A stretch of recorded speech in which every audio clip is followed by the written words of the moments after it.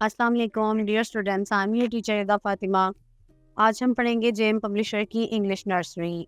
Let's do a fun exercise today. आज हम एक मज़ेदार एक्टिविटी करेंगे।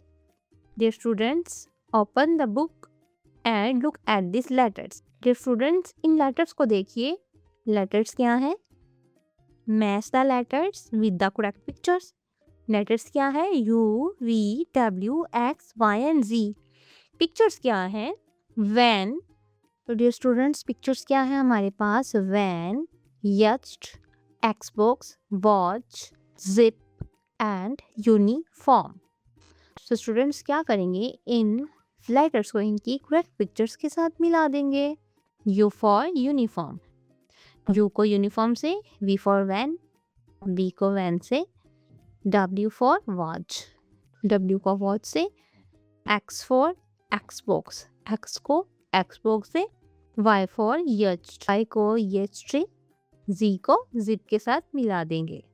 यानी कि आज हमने अपनी फर्स्ट एक्टिविटी में लेटर्स को इनकी करेक्ट पिक्चर्स के साथ मैच किया। ये थी हमारी फर्स्ट एक्टिविटी। अब हम करेंगे अपनी सेकंड एक्टिविटी, जो कि है trace and write the letters. Letters क्या है? U, V, W, X, Y and ji.